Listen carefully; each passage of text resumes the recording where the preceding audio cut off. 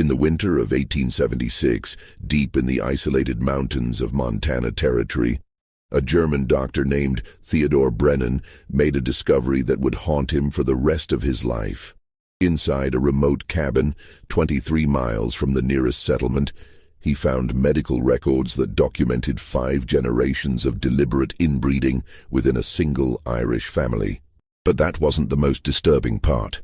Hidden beneath floorboards wrapped in oiled cloth were the preserved remains of 7 infants, all bearing identical deformities that marked them as unworthy of life according to their own parents. The Donnelly family had been practicing selective infanticide for over a century, eliminating any child born with visible genetic defects to maintain their carefully constructed facade of normalcy. What Dr. Brennan discovered next would challenge everything the medical community believed about heredity, family bonds, and the lengths people would go to protect their bloodline's dark secrets. The evidence he uncovered suggested that this wasn't an isolated case of frontier madness, but part of a deliberate genetic experiment that had been refined and perfected across generations, spanning 2 continents and nearly 100 years of carefully concealed family practices. Before we continue with the story of the Donnelly family and their horrific genetic legacy, make sure to subscribe to our channel and hit that notification bell. Also, let us know in the comments what state or city you're listening from. We love hearing from our community of mystery enthusiasts worldwide. Your engagement helps us bring you more stories like this one, stories that reveal the darkest corners of American history. The story Dr.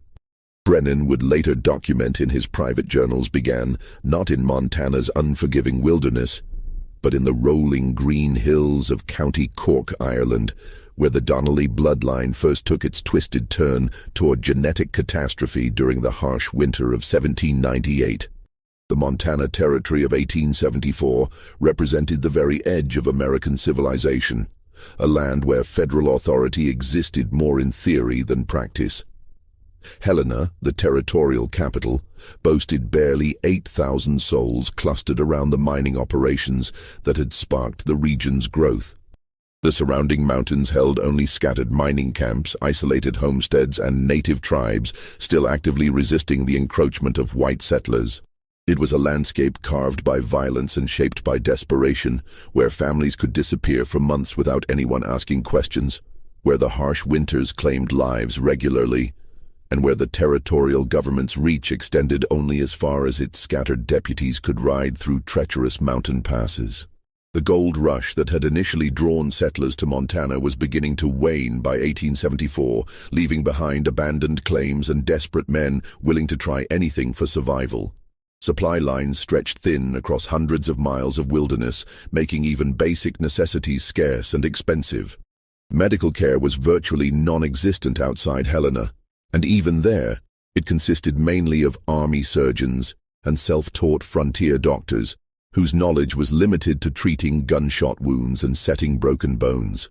It was precisely this isolation and lack of oversight that made Montana Territory attractive to certain types of settlers, those who needed to disappear from civilized society and its inconvenient questions. Into this unforgiving landscape came Patrick Donnelly and his wife Bridget, along with their 4 surviving children. Seamus, age 19, Moira, 17, Colleen, 15, and young Declan, barely 12. They arrived in Helena on a freight wagon in September 1874, their possessions carefully packed in wooden crates that suggested wealth unusual for typical Irish immigrants. Patrick presented himself as a successful potato farmer fleeing the lingering effects of the Irish famine. But his hands showed none of the calluses typical of agricultural work. Instead, his fingers bore the ink stains of a man accustomed to record-keeping, and his speech carried the educated accent of someone who had received formal schooling, rare luxuries for an Irish peasant of that era. Bridget Donnelly struck observers as a woman perpetually on the edge of nervous collapse. Small-boned and prematurely aged, she rarely spoke above a whisper, and kept her children close with an intensity that bordered on obsession. Local merchants noted that she paid for supplies exclusively in gold coins, counting each one multiple times before reluctantly parting with it. Her eyes held a haunted quality that suggested she had witnessed horrors that went far beyond the typical hardships of frontier life. What the territorial land office didn't know was that the Donnellys carried elaborately falsified papers from New York, claiming residence in Brooklyn for 3 years prior to their westward journey. The documents were expertly forged, complete with fake employment records and fabricated references that would have fooled all but the most thorough investigation. In reality, they had never lived in New York. They had fled directly from Ireland after a scandal that had shaken their rural community to its core, a scandal that involved the local parish priest discovering what he called an abomination against God and nature within their extended family. Father Michael O'Sullivan, a man known for his discretion regarding parishioners' private struggles, had become so horrified by what he discovered about the Donnelly family practices that he threatened immediate excommunication and exposure to British authorities. The priest's usually steady hand had trembled as he wrote his final warning to Patrick Donnelly. "What you have done in the name of bloodline purity is a sin that cries out to heaven for vengeance. Leave this parish immediately, or I will ensure that every soul in County Cork knows the true nature of your family's abominations."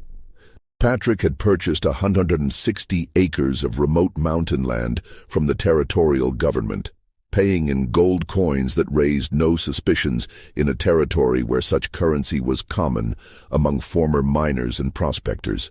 The land sat in a narrow valley between 2 steep ridges, accessible only by a treacherous mountain trail that became completely impassable during the worst winter months.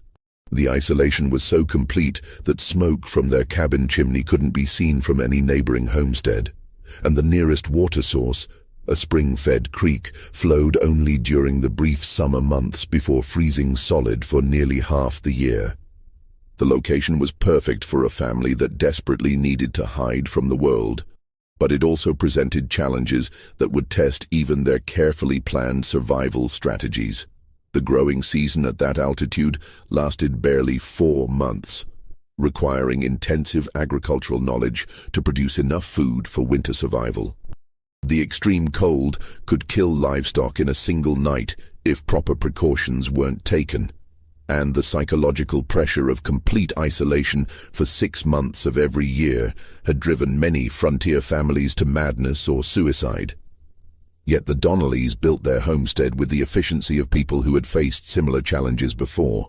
Patrick and his sons constructed a sturdy log cabin with thick walls designed to retain heat, small windows that minimized heat loss, and a complex system of interior partitions that could be sealed off during the coldest weather. The construction showed knowledge of building techniques that went beyond typical frontier skills, suggesting either previous experience with extreme climates or consultation with experts before their arrival in Montana. Bridget and the girls prepared for their first Montana winter with methodical precision that impressed even experienced mountain dwellers.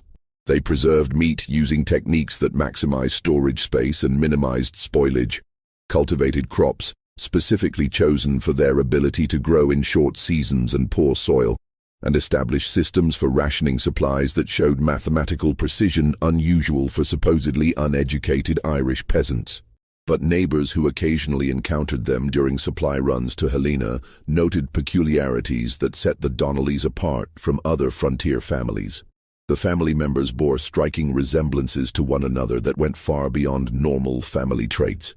Their pale blue eyes, sharp angular features, and unusually long fingers created an almost uncanny uniformity of appearance. The children displayed behavioral patterns that seemed simultaneously advanced and disturbing. They showed remarkable intelligence and self-discipline for their ages, but also a wariness around strangers and a submissiveness to parental authority that suggested fear rather than respect. Most unsettling were the conversations overheard by Jake Harrison, the territorial mail carrier who made monthly runs through the mountain settlements. The family spoke frequently in Irish Gaelic, but even when using English, their discussions contained references to maintaining the purity of the line, the strength that comes from proper breeding, and the sacrifices necessary for family advancement. These weren't the typical concerns of frontier families struggling for basic survival. They suggested deeper, more disturbing motivations for their isolated lifestyle. The first sign that something was deeply wrong with the Donnelly family emerged in March 1875, when the spring thaw finally opened the mountain passes after 6 months of complete isolation. Jake Harrison, making his first mail run since the previous October, arrived at their cabin to deliver government correspondence and immediately sensed that something terrible had happened during the long winter months. The cabin itself showed signs of recent alterations.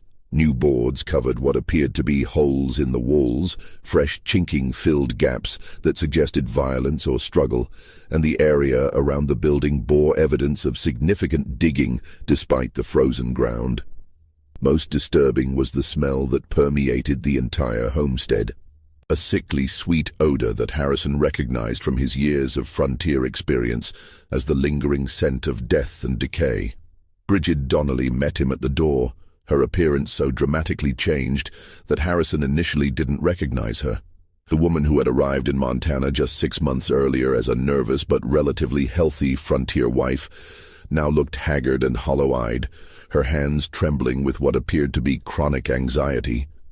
Her clothing hung loose on a frame that had lost significant weight, and her hair had gone prematurely gray at the temples.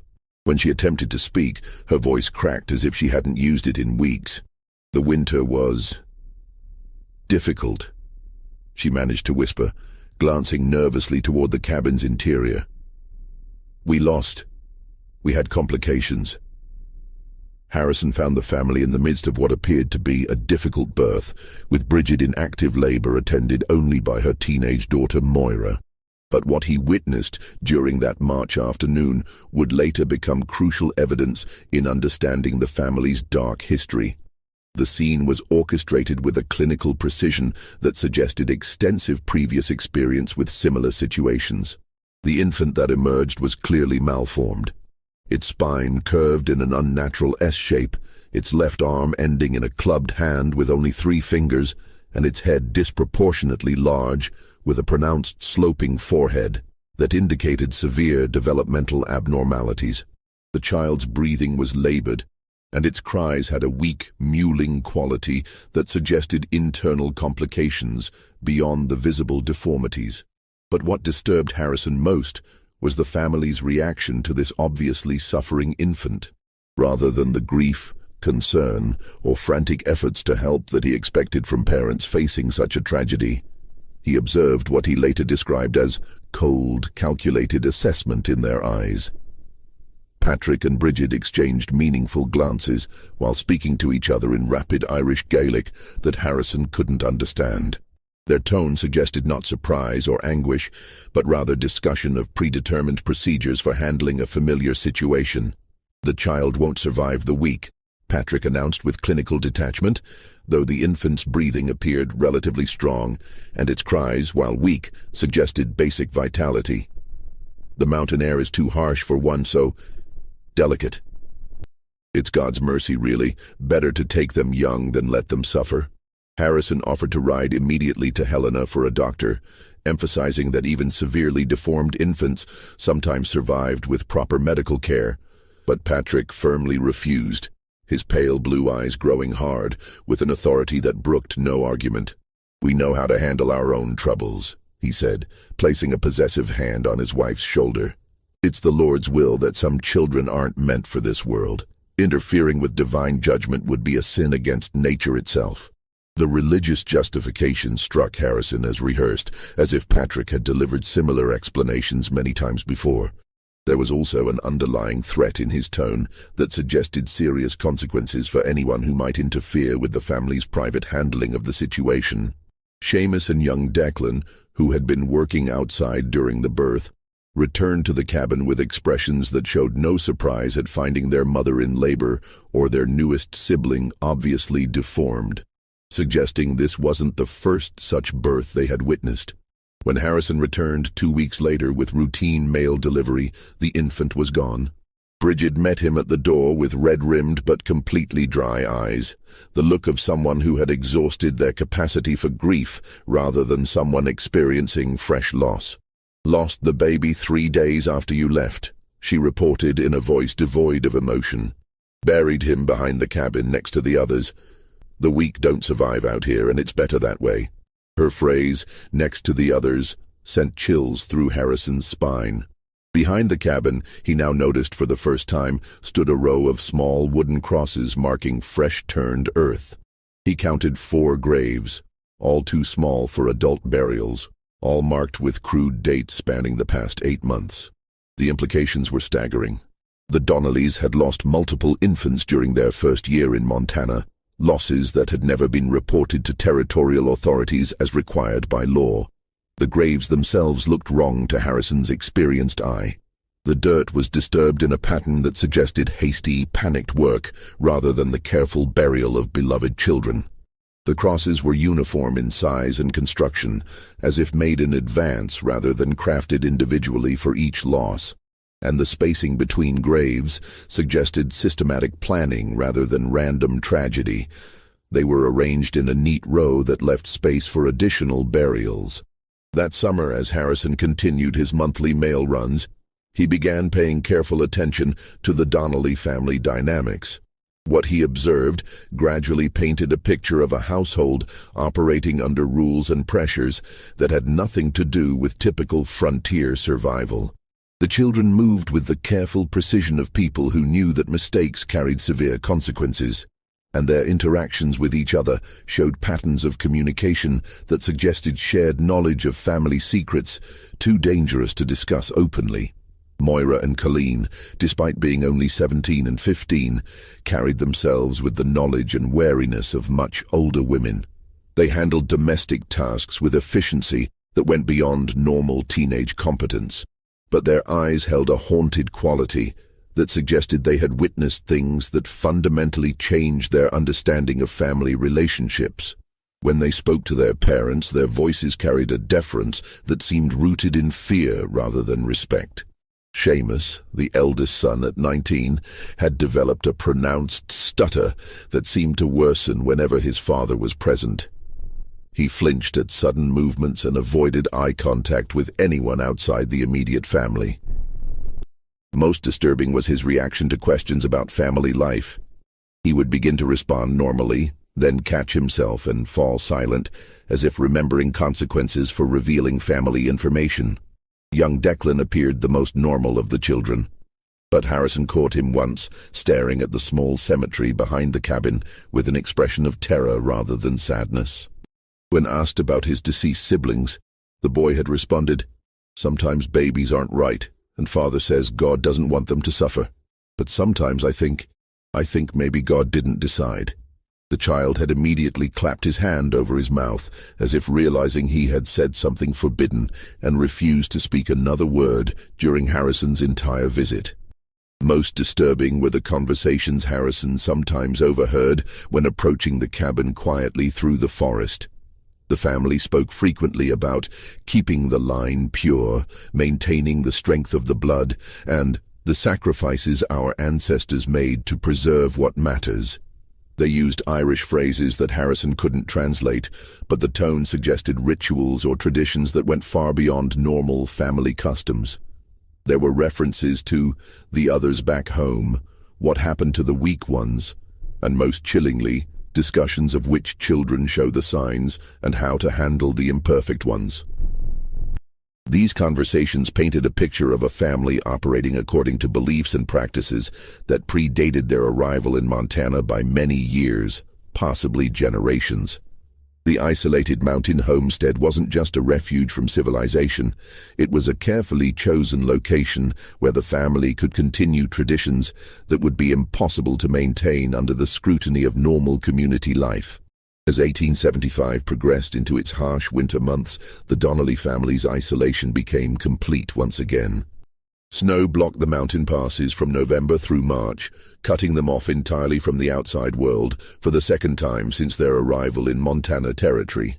But it was during this second period of isolation that the true nature of their genetic legacy began to manifest in ways that would eventually draw the attention of territorial authorities and shock even the frontier's hardened residents.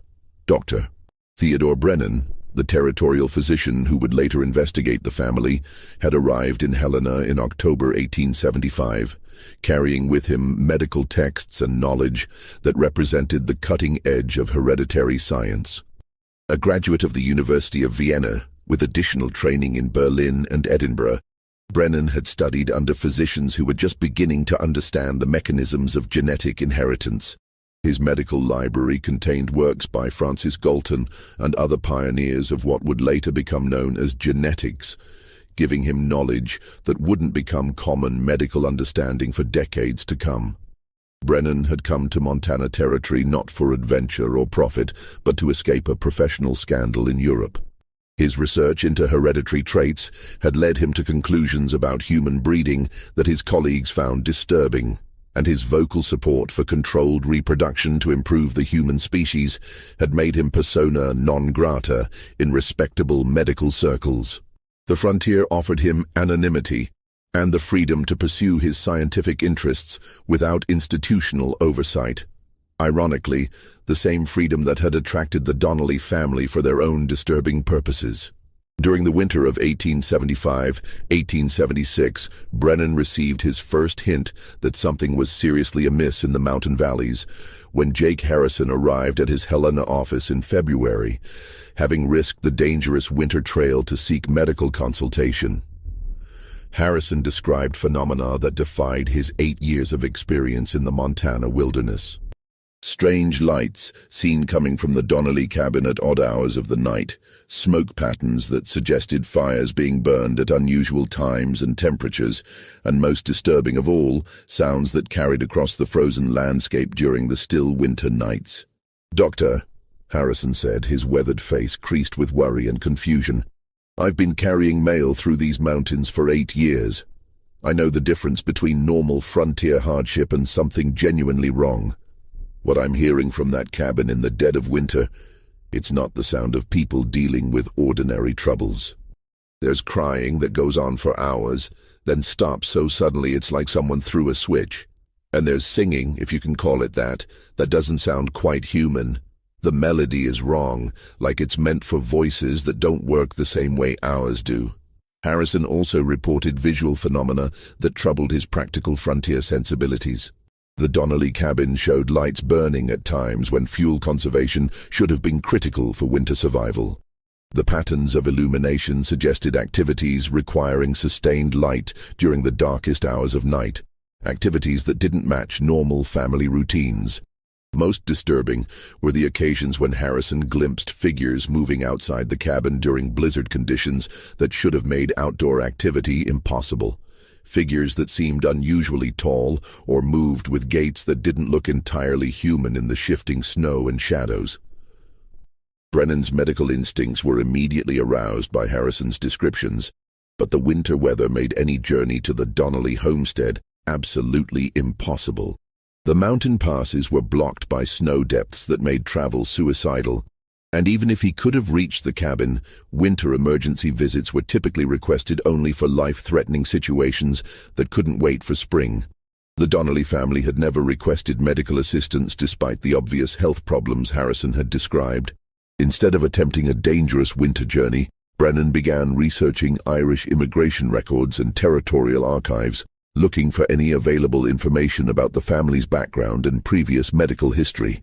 What he discovered raised more questions than answers and painted a picture of systematic deception that suggested the family's problems went far deeper than simple frontier hardship. The Donnellys had claimed to be from County Cork, Ireland, fleeing poverty and crop failures that affected rural Irish communities throughout the 1860s and early 1870s. Their immigration papers contained detailed stories about lost relatives, destroyed farms, and economic circumstances that forced them to seek opportunities in America. But careful cross-referencing of their claims with official Irish parish records revealed inconsistencies that strongly suggested elaborate falsification. The listed relatives in Ireland couldn't be verified through church baptismal and marriage records that normally provided reliable genealogical information. The described farm locations didn't match existing land ownership records from County Cork. Most troubling, the stated reasons for emigration, crop failures and poverty, didn't match the significant amount of gold the family had used to purchase their Montana property, pay for transcontinental transportation, and establish their isolated homestead. More disturbing were reports Brennan found buried in New York immigration files, documents that immigration officials had apparently failed to follow up properly. A family named Donnelly had indeed passed through Ellis Island in 1874, but they had been flagged by medical inspectors for concerning physical characteristics among the children that suggested possible genetic abnormalities. The medical report described signs of developmental irregularities consistent with hereditary defects and noted that the parents had become increasingly aggressive and evasive when questioned about their family medical history. The immigration medical inspector, Dr. Samuel Morrison, had recommended that the family be detained for extended medical evaluation, but his report had been overruled by administrative officials eager to process the large numbers of immigrants passing through Ellis Island daily. Morrison's notes suggested that his concerns went beyond simple medical abnormalities. He had observed behavioral patterns in the family that suggested systematic concealment of information relevant to public health and safety. As Brennan delved deeper into available records, he discovered references to Irish families named Donnelly in other American communities, families that had arrived at different times but showed similar patterns of behavior. A Donnelly family in Pennsylvania had attracted attention from local authorities in 1871 for unusually high infant mortality rates. Another Donnelly family in Ohio had been investigated by county officials in 1873 for possible child neglect, though the investigation had been dropped when the family suddenly relocated without leaving forwarding information. The pattern suggested that the Montana Donnellys weren't isolated criminals, but part of a larger network of related families who shared similar practices and moved frequently to avoid official scrutiny. The implications were staggering. If these were all branches of the same extended family, their genetic manipulation and systematic infanticide might have been practiced across multiple states and involved dozens of victims over many years. As spring approached and the mountain passes began to clear, Brennan found himself increasingly obsessed with the mystery of the Donnelly family. His professional training told him that isolated populations often developed genetic problems due to limited breeding pools, a well-documented phenomenon in remote communities throughout history. But something about this particular family suggested a pattern far more deliberate and systematic than simple geographic isolation could explain. The combination of Harrison's disturbing observations, the suspicious immigration records, and the evidence of possible connections to similar families in other states convinced Brennan that the Donnellys represented something unprecedented in his medical experience. A family that had deliberately chosen to pursue genetic experimentation on themselves, regardless of the consequences for their children or the broader community. When the spring thaw of 1876 finally opened the mountain trails, Dr. Brennan made the decision to visit the Donnelly homestead personally, ostensibly to provide routine medical services to an isolated frontier family.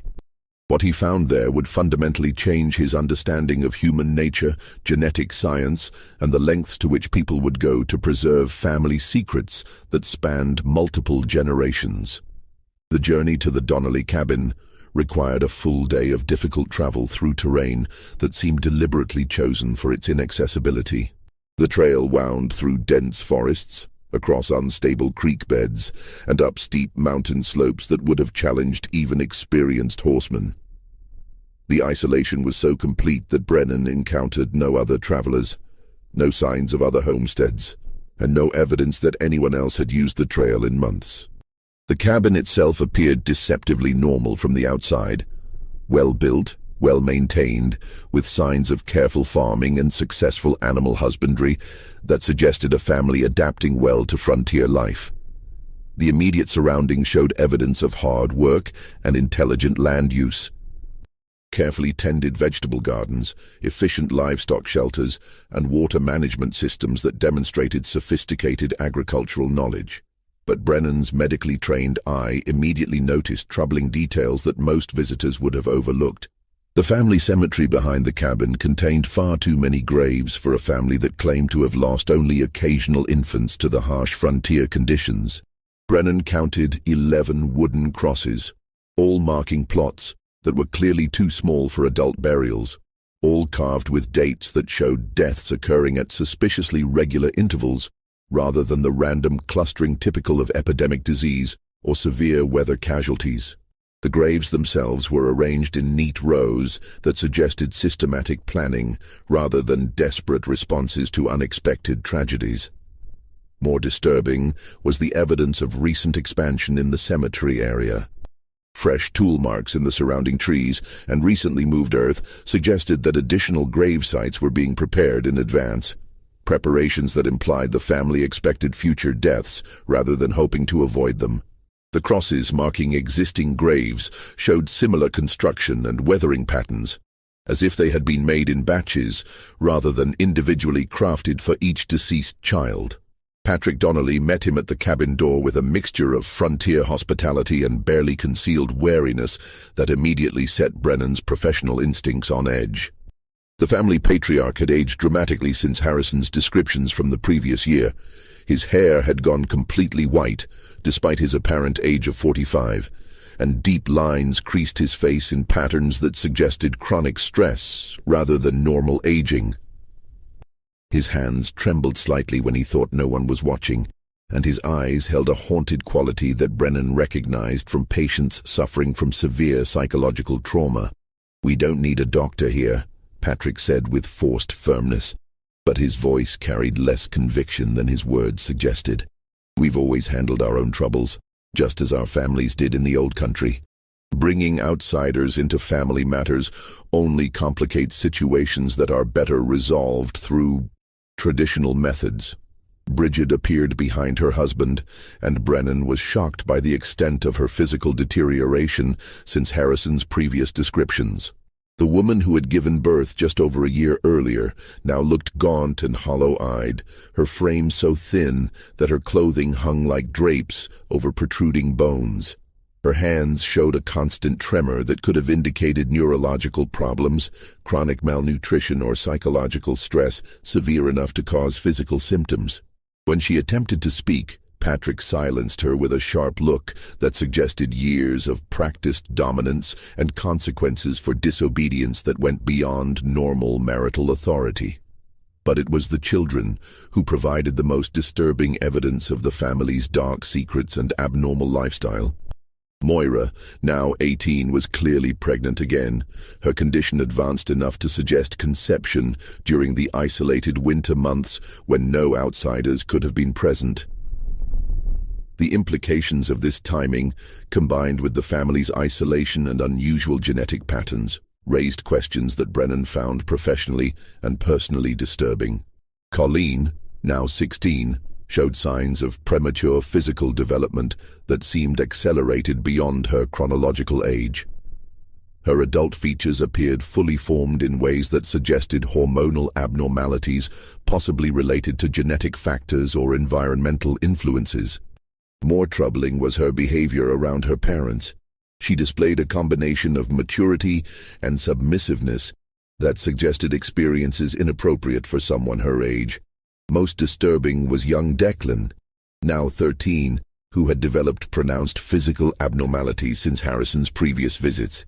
The boy's facial features showed clear asymmetry, with one side of his face appearing normally developed, while the other showed signs of arrested growth or malformation. He walked with a pronounced limp that suggested spinal curvature, and his hands showed the elongated fingers and unusual joint flexibility that Brennan recognized as possible indicators of genetic connective tissue disorders. During his brief initial visit, Brennan observed family dynamics that defied normal social conventions and suggested psychological pressures that went far beyond typical frontier hardships. The older children deferred to their parents with a combination of fear and resignation that indicated consequences for disobedience far more severe than normal parental discipline. Their movements were careful and calculated, as if they had learned through experience that spontaneous behavior could trigger unpredictable and dangerous responses. Seamus, the eldest son at 20, avoided eye contact with both his parents and the visiting doctor. His pronounced stutter had worsened to the point where he could barely communicate, and he seemed to be fighting some internal struggle that left him visibly agitated throughout Brennan's visit.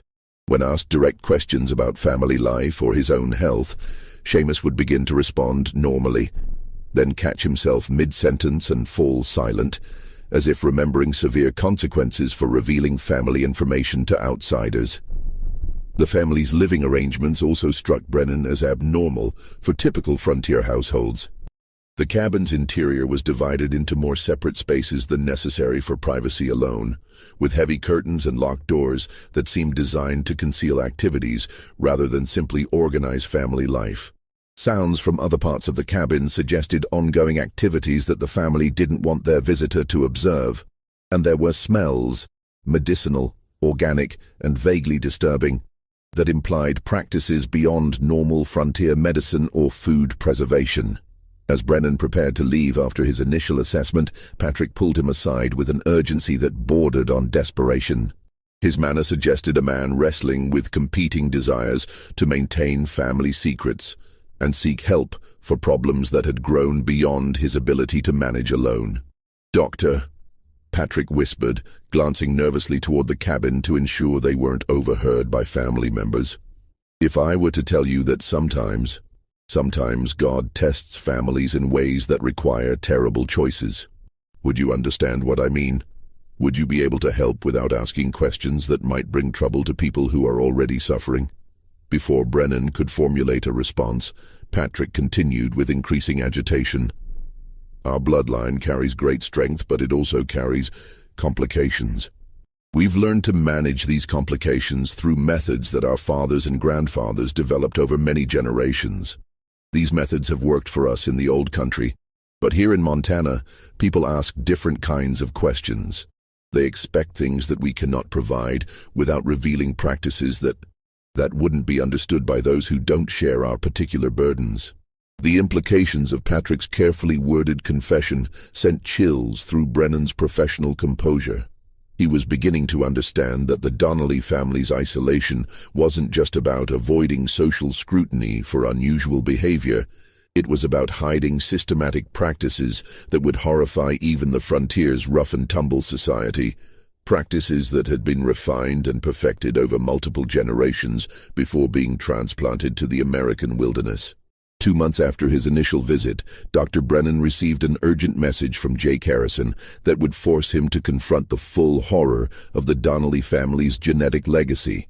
The message, delivered by a local trapper who had risked the treacherous mountain trail, contained only a few hastily scrawled words. "Donnelly woman in bad labor. Family asking for doctor. Something wrong beyond normal birthing troubles. Come quick if you can." For the first time since their arrival in Montana territory, the Donnelly family was requesting outside medical assistance, a dramatic departure from their previous insistence on handling all family matters privately. The fact that they had overcome their obsessive secrecy to ask for help suggested complications so severe that even their extensive experience with difficult births couldn't provide adequate solutions. Brennan arrived at the mountain cabin on a sweltering July afternoon to find a scene that would haunt his nightmares for decades to come.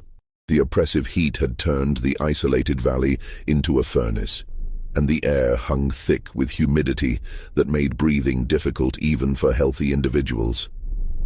Inside the cabin, the atmosphere was even more stifling, heavy with the smells of sweat, blood, and something else. A sickly sweet odor that Brennan couldn't immediately identify, but that triggered his instincts as deeply wrong. Moira Donnelly lay in the cabin's back room, her labor complicated by factors that became immediately apparent to Brennan's trained eye. The young woman was giving birth to twins, but these weren't ordinary multiple births.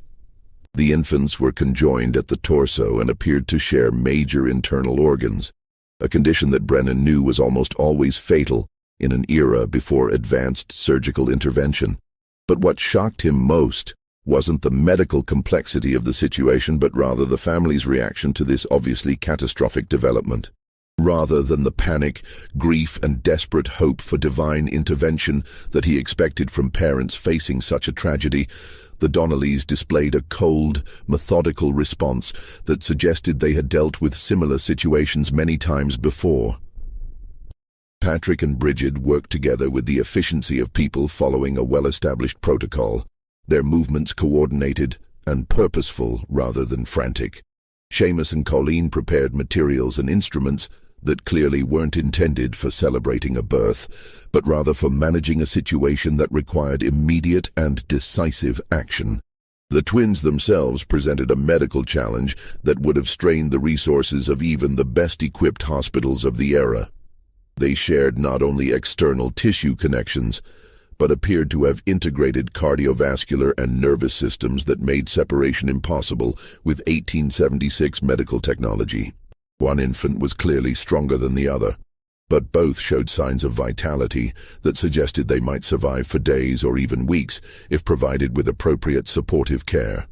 "Doctor," Patrick said with clinical detachment that chilled Brennan's blood, "we need you to tell us honestly whether they can be separated. Whether there's any medical procedure that might allow one of them to survive as a normal child." As Brennan began his examination of the conjoined twins, he noticed something that made his blood run cold. Hidden beneath the birthing bed were leather-bound journals filled with detailed drawings and notes documenting similar births over what appeared to be many decades. Page after page showed careful anatomical sketches of infants with various deformities: cleft palates, missing limbs, spinal malformations, extra digits, and conditions that Brennan had never seen illustrated with such clinical precision. Each drawing was annotated with notes in Irish Gaelic and English, dated entries that spanned several decades and multiple geographic locations. Some entries included detailed descriptions of remedial measures taken to address these genetic complications, using terminology that suggested medical knowledge far beyond what typical frontier families would possess. The dates and locations of the documented births created a pattern that traced the family's movements across Ireland and America over more than 50 years. Most disturbing were the detailed anatomical studies that accompanied each birth record. The illustrations showed not just the external deformities, but also speculative internal anatomy, potential survival prospects, and what the notes euphemistically called quality of life assessments. The clinical language couldn't disguise the fact that these records documented systematic evaluation of newborn infants for traits that the family considered acceptable or unacceptable for survival. Bridget noticed his discovery and spoke for the first time since his arrival, her voice carrying the weight of generations of terrible knowledge. "The bloodline must be kept pure, Doctor. Weakness cannot be allowed to spread and contaminate future generations. Our families learned this truth through hard experience over many generations back in the old country. What looks like cruelty to outsiders is actually mercy, both for the children who would suffer and for the family line that must be preserved." Her words were delivered with the conviction of someone reciting fundamental religious doctrine, but the doctrine she described involved principles of human breeding that violated every standard of medical ethics and human decency that Brennan had learned during his professional training. The Donnelly family wasn't just practicing infanticide. They were conducting systematic genetic experimentation on their own children, using principles of selective breeding that treated human beings as livestock to be improved through careful culling of undesirable traits. The leather journals contained additional evidence that revealed the true scope of the family's genetic manipulation. Hidden within the medical records were genealogical charts that traced the Donnelly bloodline through multiple generations, showing patterns of intermarriage between closely related family members that explained the high frequency of genetic abnormalities among their children. The charts revealed that Patrick and Bridget weren't just husband and wife. They were also first cousins, continuing a pattern of deliberate inbreeding that extended back through 5 generations of carefully planned marriages designed to concentrate what the family believed were superior genetic traits. The genealogical documentation showed that the practice had begun in Ireland during the early 1800s, when Patrick's great-grandfather had become convinced that the Irish people could be improved through selective breeding, similar to the agricultural techniques used to develop superior livestock. The family had justified their systematic inbreeding through a twisted interpretation of biblical genealogies and pseudo-scientific theories about racial superiority that had gained popularity among certain educated classes in Europe during that era. As Brennan continued examining the twins and studying the family's medical records, he realized he was witnessing the culmination of a genetic experiment that had been conducted across multiple generations with complete disregard for the suffering it caused. The conjoined infants struggling for breath in their makeshift cradle represented not a random tragedy, but the inevitable result of decades of systematic genetic manipulation that had finally produced abnormalities too severe to be hidden or rationalized away. Just when we thought we'd seen it all, the horror in the Montana mountains intensifies. If this story is giving you chills, share this video with a friend who loves dark mysteries. Hit that like button to support our content. And don't forget to subscribe to never miss stories like this. Let's discover together what happens next in this disturbing tale of genetic manipulation and family secrets that spans generations of deliberate human experimentation. The immediate crisis of the conjoined twins forced Brennan to make decisions that would haunt his conscience for the rest of his career. The infants were clearly suffering, their shared cardiovascular system struggling to support two separate bodies, their breathing labored and irregular. Medical intervention was impossible with the primitive equipment available in the isolated mountain cabin, but allowing them to suffer without attempting some form of relief violated every principle of medical ethics that Brennan had sworn to uphold. As doctor, Brennan studied the hidden journals through the night while the conjoined twins fought for their lives. The true scope of the Donnelly family's genetic manipulation became terrifyingly clear. The records documented not just 5 generations of selective breeding and systematic infanticide, but a comprehensive program of human experimentation that had been practiced with scientific precision for over a century. The oldest entries, written in faded brown ink and archaic Irish script, described how the original Donnelly patriarch, Fergus Donnelly, had begun the practice in County Cork during the 1790s after consulting with what the journal called learned men who understood the science of bloodlines and the improvement of human stock. These early entries revealed that Fergus had been influenced by agricultural breeding theories that were becoming popular among progressive farmers of the era, men who had achieved remarkable success in developing superior breeds of cattle, horses, and sheep through careful selection and controlled mating. Fergus had become convinced that the same principles could be applied to human reproduction to create what he termed a perfected Irish bloodline that would be superior in intelligence, physical strength, and moral character to the degraded peasant stock that he believed had been weakened by centuries of British oppression and poverty. His initial experiments involved arranging marriages between his own children and their first cousins, justified through careful study of biblical genealogies that seemed to support the practice of close intermarriage within family groups. The early results had seemed to support Fergus's theories. The first generation of deliberately inbred children showed unusual intelligence, striking physical beauty, and what the family interpreted as evidence of genetic superiority. But the records also revealed that even in the first generation, there had been births of severely deformed infants that were quietly eliminated through what the journal euphemistically called merciful release from earthly suffering. As the generations progressed, the genetic experimentation became increasingly systematic and scientifically sophisticated. Each subsequent patriarch had refined the breeding program, introducing new selection criteria and developing increasingly elaborate justifications for eliminating children who failed to meet the family's evolving standards of genetic acceptability. The journals contained detailed discussions of traits considered desirable: pale blue eyes, angular facial features, unusual height, mathematical aptitude, and traits that warranted immediate elimination. Visible physical deformities, mental retardation, and what the family termed behavioral irregularities. But the most disturbing revelation came when Brennan discovered a section of the journal dedicated to what was called the enhancement protocol.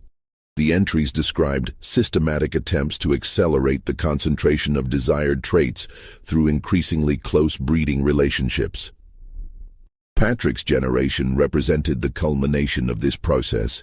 He and Bridget were not just first cousins, but the products of 4 previous generations of deliberate inbreeding designed to maximize the expression of what the family considered superior genetic characteristics. The protocol had achieved its intended results in some respects. The surviving Donnelly family members did indeed show remarkable intelligence, striking physical uniformity, and certain capabilities that set them apart from typical frontier families. But the genetic cost had been catastrophic. The high frequency of severe birth defects, the obvious mental health problems affecting the older children, and the progressive deterioration of the parents all indicated that the family's genetic experiment had reached a point of crisis that threatened their survival as a viable breeding population. "My great-grandfather believed he was creating a superior race," Patrick confessed as Brennan confronted him with the evidence from the journals. He studied the breeding methods used by the finest horse and cattle breeders in Ireland, men who had created animals of exceptional quality through careful selection and controlled mating.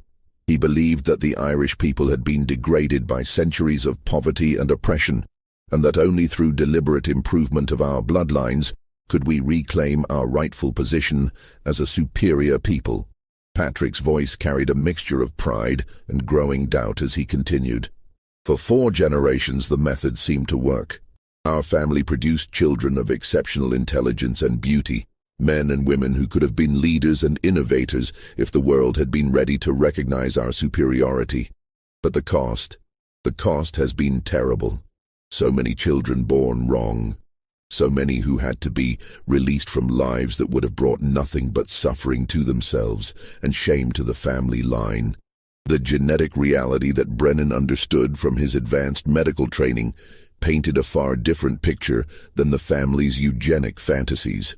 The Donnelly bloodline hadn't been purified and improved through selective breeding. It had been systematically destroyed through the accumulation of recessive genetic traits that produced increasingly severe abnormalities with each generation. The children who survived to adulthood carried hidden genetic damage that would inevitably be expressed in their own offspring, creating a downward spiral of genetic deterioration that could only end in the complete extinction of the family line. The conjoined twins, struggling for breath in their makeshift cradle, represented the ultimate failure of the Donnelly genetic experiment.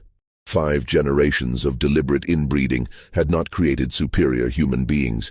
It had produced increasingly severe deformities that could no longer be hidden, rationalized, or eliminated without arousing the suspicions of a society that was becoming less tolerant of isolated family practices that violated accepted moral and legal standards. As Brennan watched Patrick and Bridget prepare to carry out what they clearly saw as another necessary elimination of genetically unacceptable offspring, he realized he was witnessing the culmination of America's first systematic experiment in human eugenics, an experiment that had been conducted in secret for over a century, leaving a trail of murdered infants and psychologically destroyed family members across 2 continents. The immediate confrontation over the fate of the conjoined twins became a battle not just for the lives of 2 suffering infants, but for the soul of a family that had lost all sense of human decency in pursuit of genetic perfection that existed only in their own twisted imagination. The confrontation between Dr. Brennan and the Donnelly family over the fate of the conjoined twins marked the end of their century-long genetic experiment and the beginning of a reckoning that would expose one of the darkest chapters in the intersection of family secrets, primitive genetic science, and the American frontier's tolerance for isolated communities operating beyond the reach of civilized oversight. Brennan's intervention, backed by his authority as territorial physician and his explicit threat to involve federal marshals if the family harmed the twins, forced the Donnellys to acknowledge that their isolated practices could no longer be sustained in an increasingly connected American society where unusual infant mortality rates and suspicious family dynamics would inevitably attract official attention that could no longer be avoided through geographic isolation alone. The twins survived only 3 days despite Brennan's best efforts to provide supportive care with the primitive medical equipment available in the remote mountain cabin. Their shared cardiovascular system proved unable to sustain life, and they died quietly during the pre-dawn hours of Brennan's 3rd day at the homestead. But their brief existence served as the final, undeniable proof of the devastating consequences of the Donnelly family's genetic manipulation. Consequences that could no longer be hidden from the outside world or rationalized through religious justifications that had become increasingly hollow with each generation of systematic inbreeding.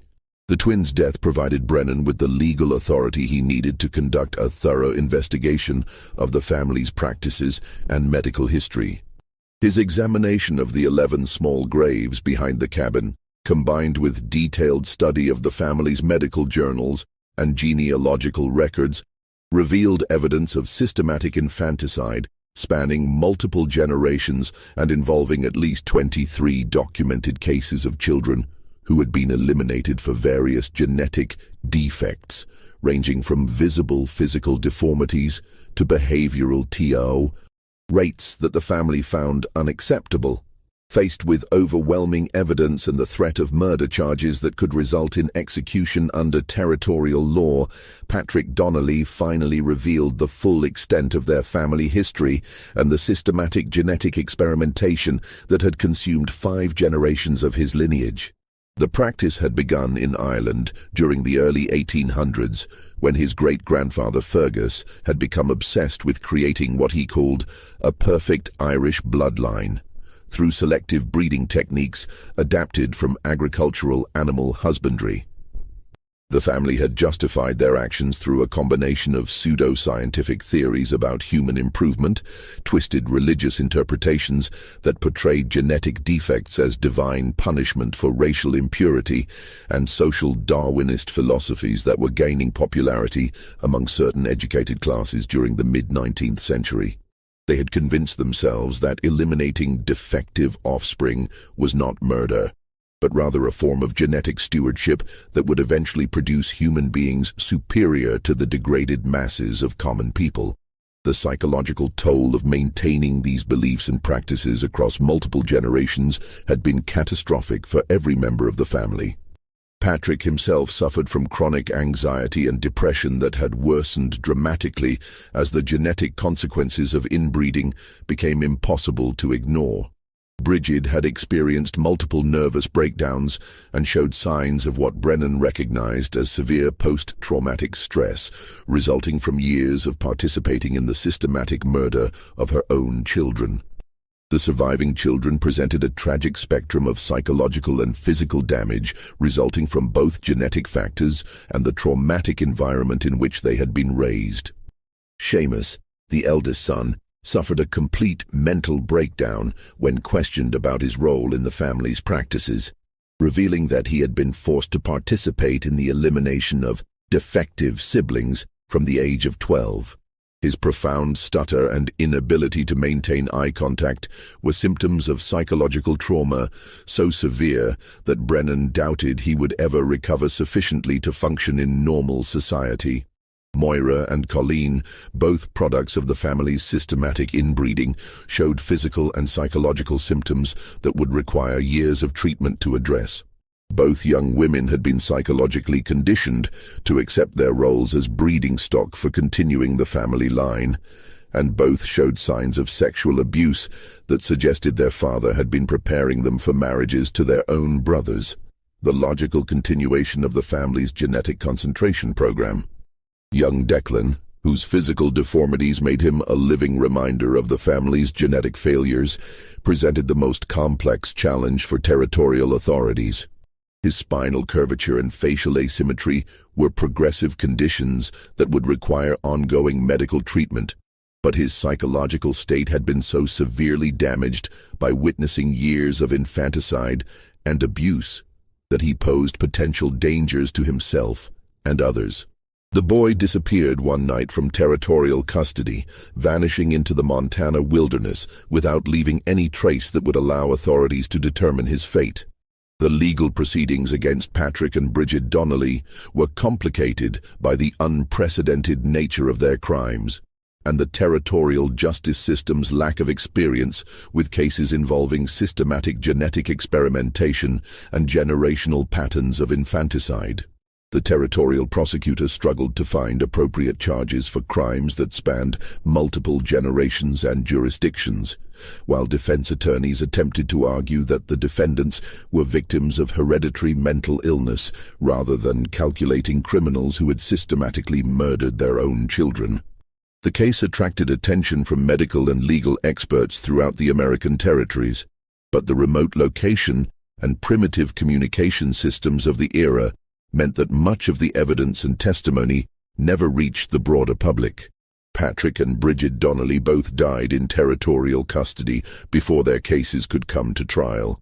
Patrick, from what appeared to be a stroke brought on by the psychological stress of having his life's work exposed as a catastrophic failure, and Bridget from complications related to her final pregnancy, which ended in yet another severely malformed stillbirth that seemed to symbolize the ultimate futility of the family's genetic experimentation.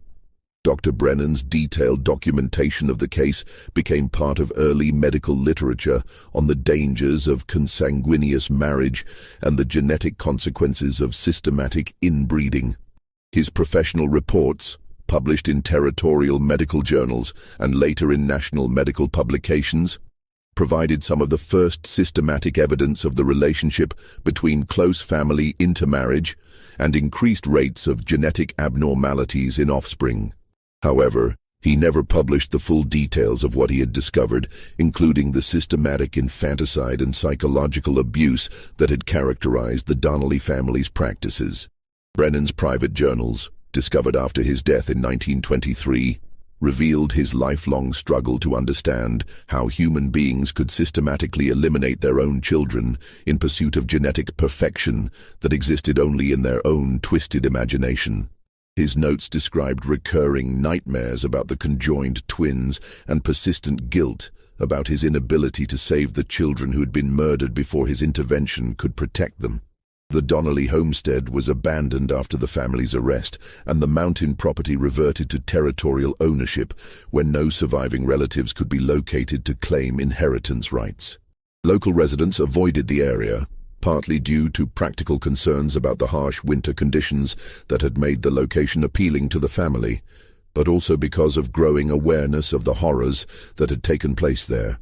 The isolation that had once protected the family's secrets now served as a natural barrier that prevented curious visitors from disturbing what had become an unofficial monument to the dangers of genetic experimentation conducted without ethical oversight or scientific understanding. The small cemetery behind the cabin, with its 11 documented graves and evidence of additional unmarked burial sites, served as a permanent reminder of the ultimate failure of humanity's first systematic experiment in genetic eugenics. The neat rows of crosses marking the graves of murdered infants stood as testimony to the moral bankruptcy of theories that valued genetic purity over basic human decency and parental love. In the decades following the exposure of the Donnelly family's practices, similar cases began to emerge in other isolated American communities, suggesting that the Montana family had not been unique in their experimentation with human breeding techniques. The growing body of evidence about the genetic and psychological consequences of systematic inbreeding contributed to changing attitudes about marriage laws, child protection, and the need for government oversight of isolated communities that might be conducting practices harmful to their members or to society as a whole. The legacy of the Donnelly family's genetic experiment extended far beyond their own tragic story. Their case provided early evidence for genetic theories that would later become fundamental to modern understanding of heredity, while their systematic infanticide practices contributed to evolving legal and ethical standards for child protection that would eventually make such family-based eugenics programs impossible to sustain in American society. This mystery shows us how the pursuit of genetic perfection can lead to unthinkable horrors when combined with isolation, desperation, and a fundamental misunderstanding of human worth and scientific principle. The Donnelly family's century-long experiment in selective breeding represents one of the darkest chapters in the intersection of family secrets, primitive genetic science, and the American frontier's tolerance for communities that operated beyond the boundaries of civilized moral standards. Their story serves as a permanent warning about the dangers of treating human beings as experimental subjects in pursuit of theoretical improvements that exist only in the minds of those who have lost all sense of basic human decency and parental love. What do you think of this story? Do you believe everything was revealed about the Donnelly family's practices? Or might there be other isolated families who carried similar dark traditions to the American frontier? Could such systematic genetic experimentation have been conducted in other remote locations without detection by authorities who lacked the resources and communication systems necessary to monitor isolated communities effectively? Leave your comment below with your thoughts about this disturbing chapter in American history. If you enjoyed this tale and want more horror stories like this, subscribe, hit the notification bell, and share with someone who loves mysteries that challenge our understanding of human nature and the lengths people will go to pursue their twisted vision of genetic perfection. See you in the next video.